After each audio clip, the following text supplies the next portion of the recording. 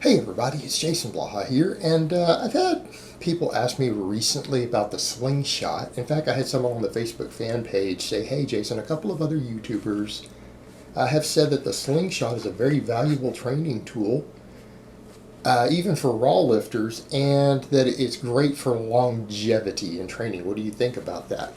So let me put on my +5 hat of weaponsmithing, work on skilling up my crafting a little bit, and let's talk about this. Now, oftentimes when some of these things come up, people will say, Jason, well, you can't knock something until you've tried it, blah, blah, blah. Yeah, actually you can. If something isn't really based on sound biomechanics or sound human physiology or training programming, yeah, you can knock it without trying it. I'm sorry, I disagree with that.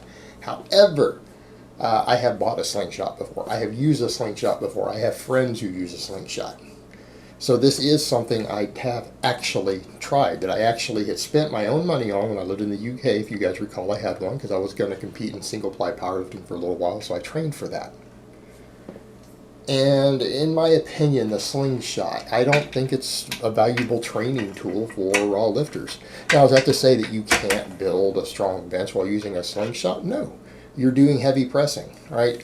Any heavy pressing. If you do a lot of heavy pressing, your bench press is probably going to go up, right? I don't think anyone disagrees with that. No one is saying your bench press is not going to go up as a result of doing different heavy press variations. It very, very well can. Some will carry over better than others.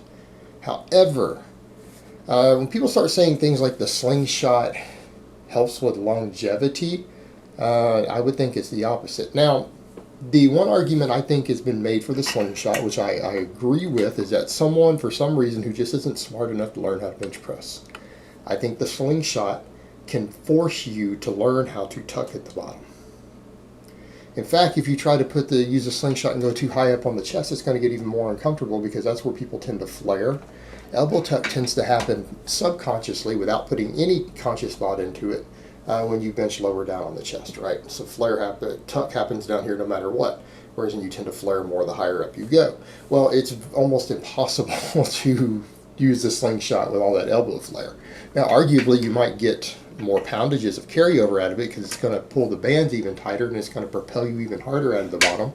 So maybe, I guess, if you could do that, I've never tried actually, but I would think that maybe one benefit to it as a training tool. When you try to explain to guys how to tuck, it could be a training tool to teach them how to just naturally go into a bar path that's going to cause your elbows to tuck, because it almost forces a tuck the way that it works.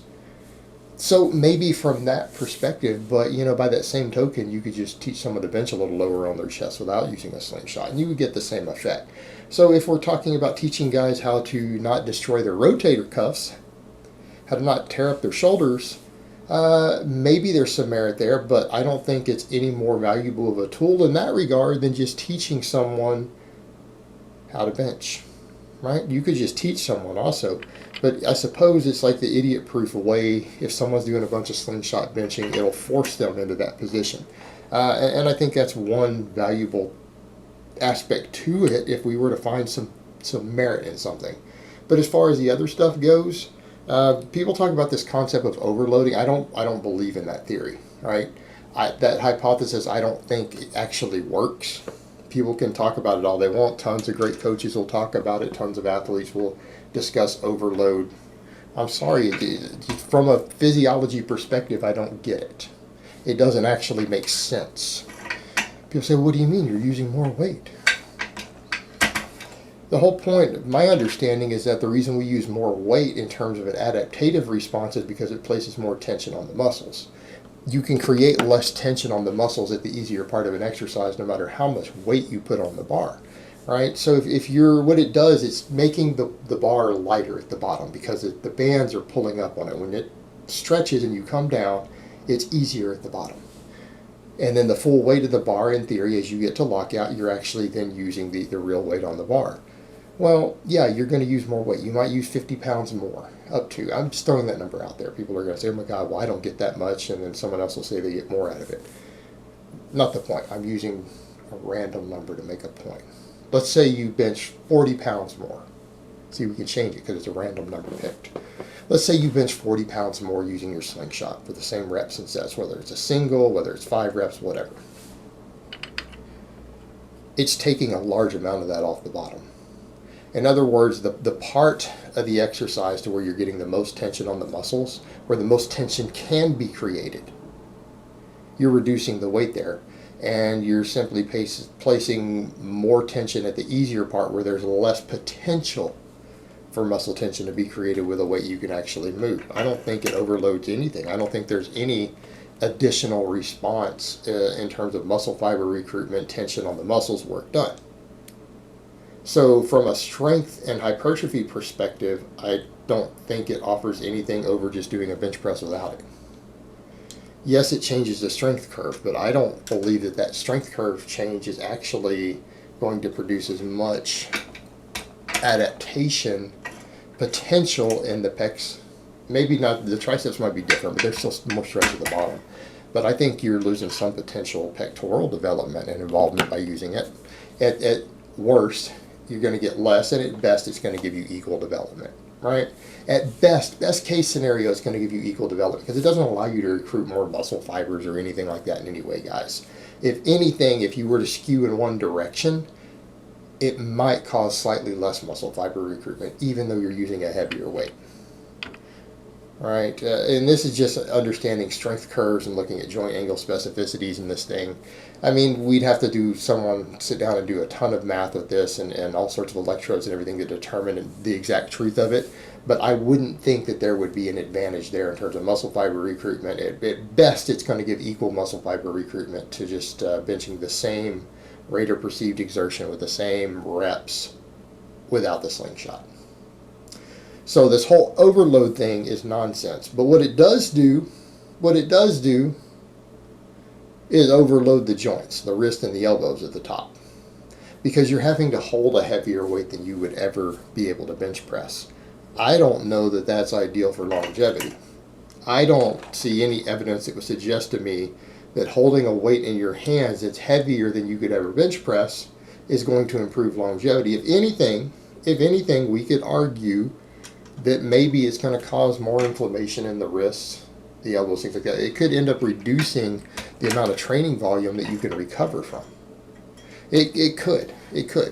Now, you know, a lot of people who use a slingshot, though, use heavy doses of anabolics and things that might cause swelling and water retention in the joints, and maybe there won't be any difference there for those people. And some of the people that were listed, I'm not going to get into who they were that someone asked who had said that. I know for a fact one of them bruised their own gear. I'm not going to get into why I know that, but that person actually has their own little home lab, or at least they did it one time. They brew their own gear. I think it's fair to say they're possibly using stuff that might help with their joints. Other person is definitely a suspected dabbler. Right? Suspected dabbler. So, again, we're dealing with a different demographic in that case. But, yeah, as far as longevity, no, I don't see how accommodating resistance improves longevity in any way. Again, you're loading more weight on the joints, and particularly more weight on the wrists than you would normally be able to do. You're putting more pressure on the wrists. I don't see how there's any benefit to training longevity to this. Maybe when people are saying, well, it teaches you to tuck the elbows. Well, maybe, yeah, if that's the case and you can't get someone to learn how to use a correct bar path to get a little bit of elbow tuck at the bottom to help preserve their rotator cuffs and everything, okay, maybe there's some merit there, but it's not that hard to teach someone how to bench press correctly. It really isn't. I mean, unless you're Kinobody, in which case he doesn't seem to be able to grasp this concept. But again, that's just it's a training tool at that point. That's not going to improve longevity for someone who already knows how to perform the bench press. You guys see the point there? It might have some merit as a training tool for injury prevention or longevity, but it's not going to do anything in that regard to someone who already knows how to bench press. Someone who already knows how to keep the bar below their nipple line on every rep is not going to get that benefit from it. They're not going to get it because they already know how to put the bar into the bar path where you would get the advantage there in terms of saving your rotator cuffs. So I just don't see it. I don't understand what people are coming up with. I think it's just another trendy tool that Mark Bell managed to sell. He's made a ton of money on it. I mean, you got to respect the hustle. And because he comes from the equipped lifting world, I can absolutely see where it would benefit the equipped power lifter, right?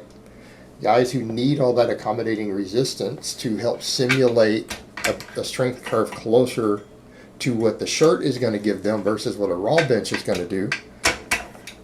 Yeah, I can absolutely see that. It's a very quick way to throw something on very quickly that's going to give you some accommodating resistance. So I get that for the equipped lifter. It makes sense. It makes sense as to why they would use it, why it would be an easy to use tool for them. But in my opinion, equipped powerlifting is dead. It is going to go further and further by the wayside. Less and less people are doing it. More people are doing raw powerlifting. And by and large, the overwhelming majority of people who perform the bench press regularly do so raw. Right? They do so raw. They're not doing it in a bench press shirt. They don't really need accommodating resistance and should probably be focusing more on just the pause bench with a barbell. This is my opinion. I mean, you want good longevity and training, do more pause benching instead of touch and go. I think that's going to give you the best longevity. That's what I think. Pause bench with a correct bar path, with appropriate training loads, and you're going to have good longevity. Make sure your rear delts and rotator cuffs are strong from your supplemental exercises. And I think that's a lot more valuable than this slingshot could ever be for that. All right, guys, but that's really all I have to say on that today. I hope it's been informative, and I will talk to you guys next time.